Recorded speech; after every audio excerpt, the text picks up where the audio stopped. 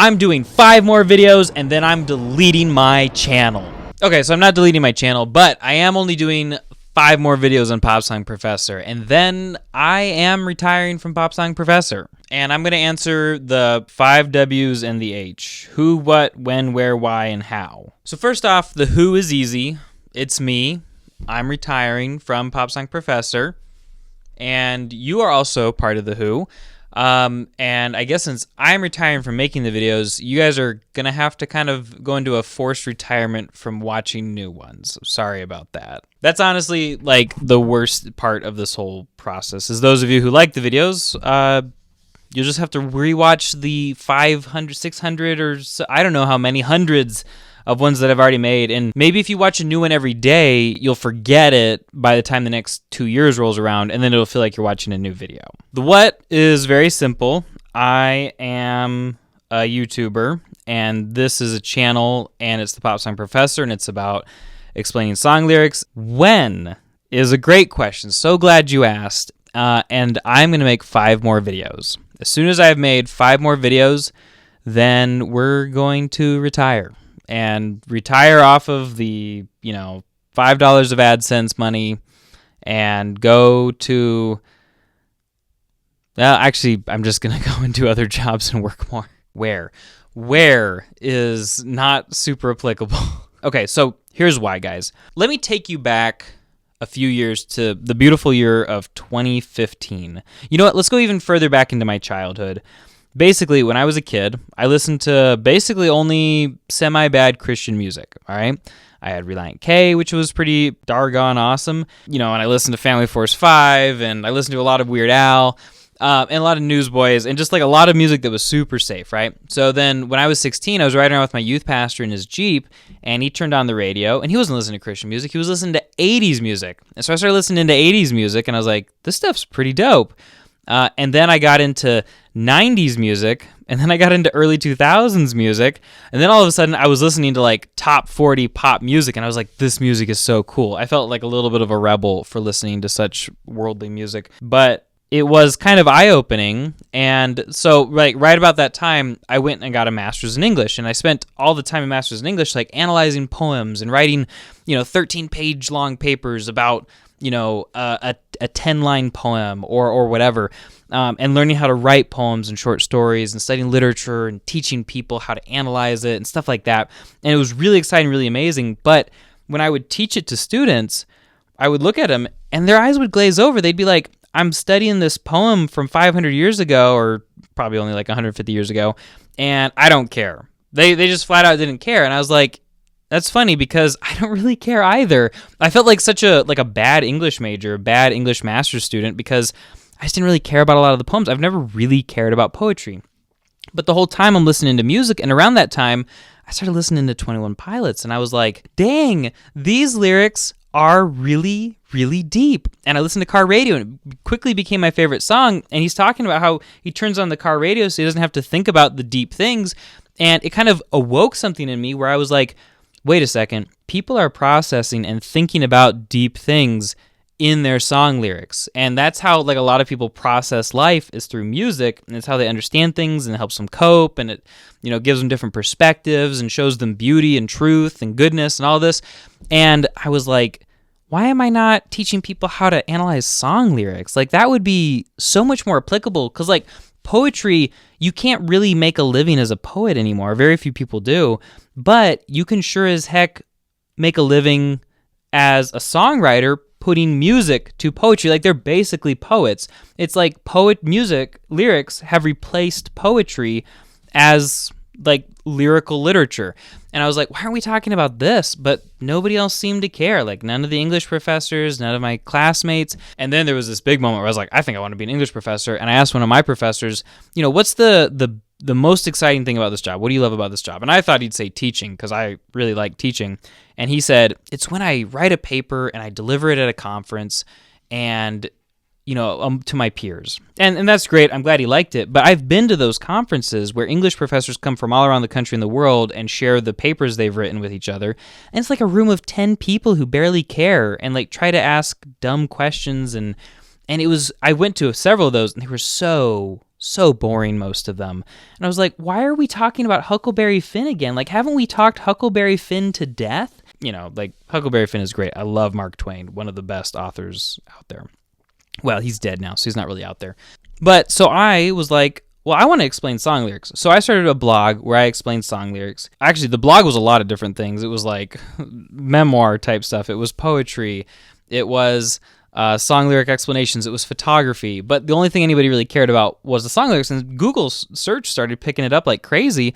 And all of a sudden, I was getting like 1,000 people reading a post. And I was like, this is insane. How did this even happen? And like within 6 months, I was getting 10,000 hits a day, which was blowing my mind. So I put some ads on it and started making like $10 a day or something like that. It was not great. So I started doing this and I was like, I've always wanted to be a YouTuber. Like since I was a kid, I grew up watching Rhett and Link and Julian Smith and Freddie Wong.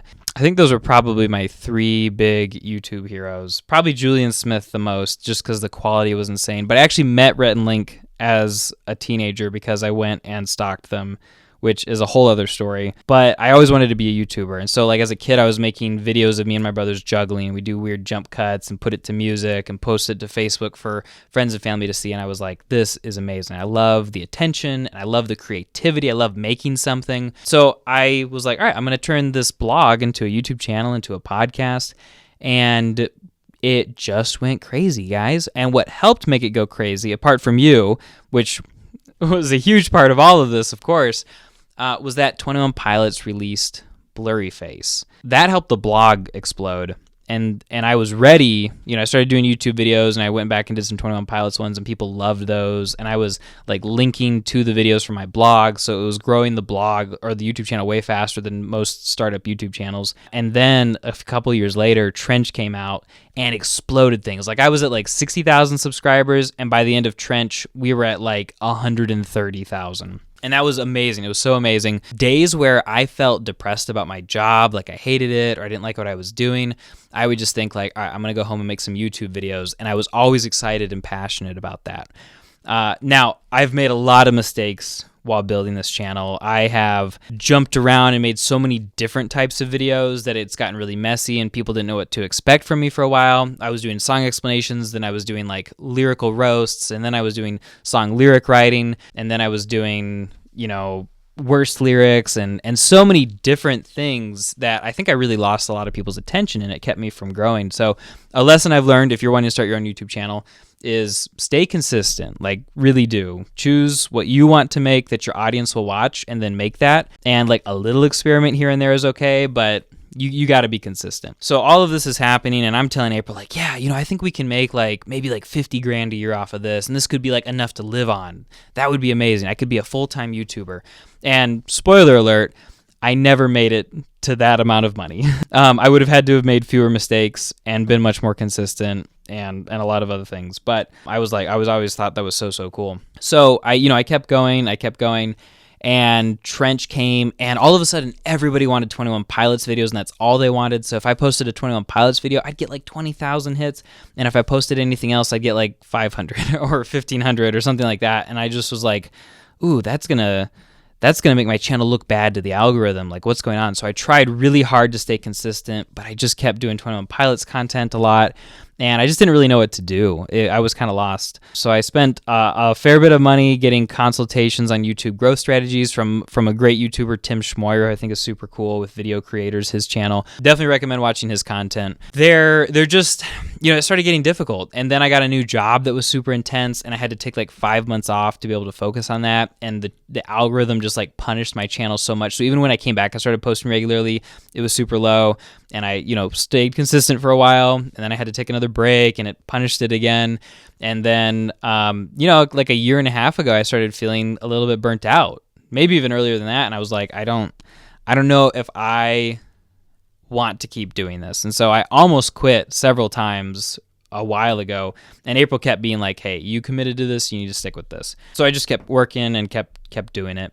And that brings us to present day, where I feel like I've come to the point where I'm quitting for good reasons, and not just because I'm burnt out or I'm giving up. So yeah, this is like, we're still on question why. We're coming back to why I'm retiring from Pop Song Professor. So you kind of know the history. as a child, into grad school, into YouTubing, all this cool stuff. And one of the coolest things, like, there's been a lot of really cool things about it. I just want to like touch on a few. I can be a little bit of a vain person. I wouldn't be a YouTuber if I wasn't. And so I really have loved the attention, which definitely like is very, very fun for people to think that like, oh, this guy knows something about 21 Pilots or lyrics or whatever, and getting to help people as a result, right? It's been I feel like a mutually beneficial arrangement. And the coolest thing in the world, the thing that like rocked my world, was like the first few times. Now, every single time that anybody's ever recognized me in public, where I was like, oh, I'm famous, because like somebody came up on the side of the road and was like, wait, you're the Pop Song Professor. Or going to a 21 Pilots concert and having like 15 people recognize me and just feeling like, oh, I'm at home among my people. And this very like egocentric part of me feels very, very happy in those moments where it's like, oh, I'm baby famous.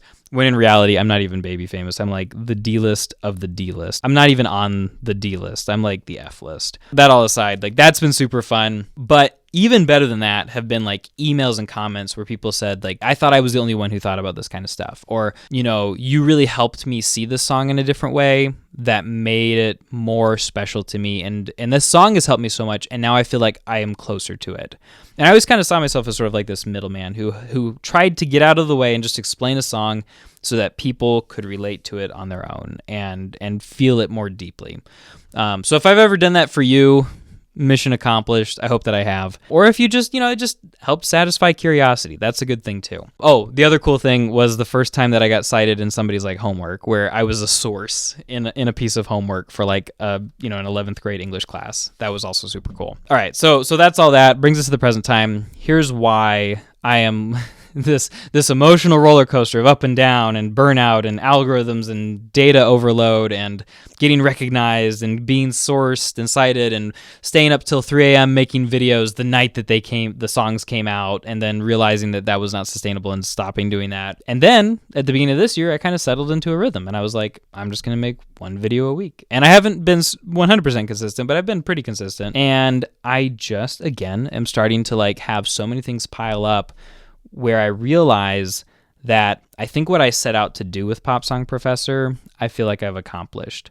I've reached an audience, you guys, a team, a family in a sense, and I feel like I've made a difference for a lot of people and helped them to understand their lyrics better, helped to like affirm them that lyrics matter and that the songs that they listen to matter and should matter. And I've learned a lot along the way about connecting with people, about making videos, about scripting, about filming, about editing, so many different things. And it feels like there's no next step, if you know what I mean. Like for me, it's often about, all right, so what's the next step? Where do we take this from here?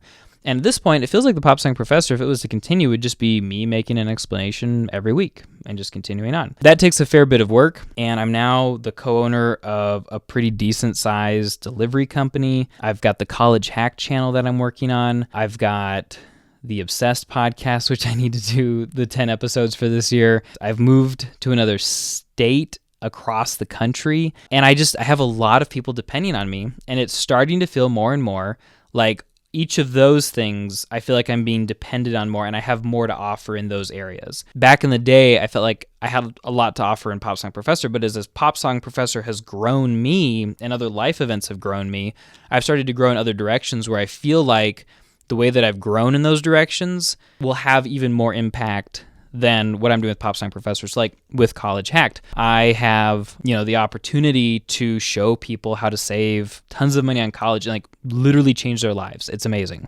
And I get so much fulfillment out of building a degree plan for somebody. With my, IRL business, I have people who depend on me for the money that they use to pay for food and housing and stuff. And I feel like I have a lot to give them, especially that one-on-one in-person interaction. But more than any of these things is the biggest one, and that's that I recently had a kiddo, little Annika. And of course, April is in there too, so it's really about family, but I have so much responsibility and so much opportunity to really make a difference for Annika and to make sure that she has a good childhood, a good dad, and that she learns. I'm going to teach her about song lyrics. Don't you worry about that. And that she is, taught the best, a good way to live life. And so I think that's the real reason, is it has felt recently like I stopped having too much to offer my audience here on Pop Song Professor. And I know some of you will be super kind. You'll say that I still have plenty to offer or something like that. But compared to what I have to offer in those areas and compared to the amount of time that I have to expend that. Oh, I'm also working on a book about career development for high schoolers. Compared to all of that, when you do the math on all of that, it just feels like the right time. It just feels like the right time to move on and start working in another direction. So that's the why. So let's talk the how. There are going to be 5 more videos on this channel as kind of like a celebration. Let's end things. I've got some ideas, but I want to hear ideas and requests from you guys, because this is nothing if not a community where we have worked together so much, talked about songs together, come up with video ideas together, created videos together in some cases, which has been amazing. Like when we researched lyrics or when we put together, the video on the Easter eggs from the Shy Away music video. Here's some ideas that I have.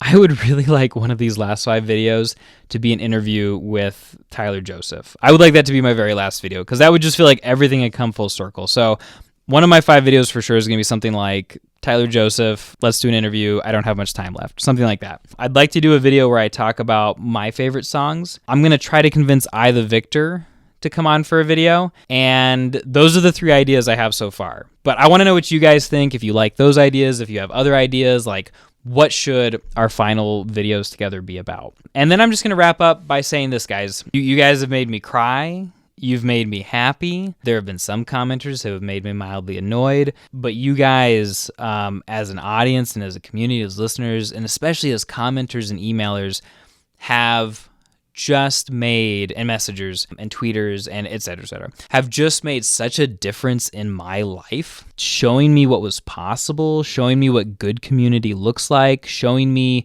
that it was possible to have a really healthy conversation on YouTube and what that looked like.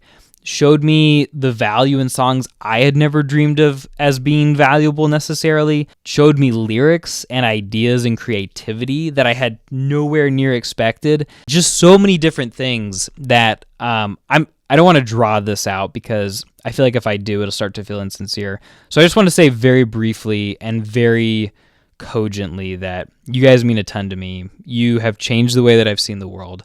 And it's been an honor and a privilege to be able to make YouTube videos for you since 2015. I'm excited to make these final 5 with you and to kind of celebrate what Pop Song Professor has been for me, what it's been for you, what it's been for us.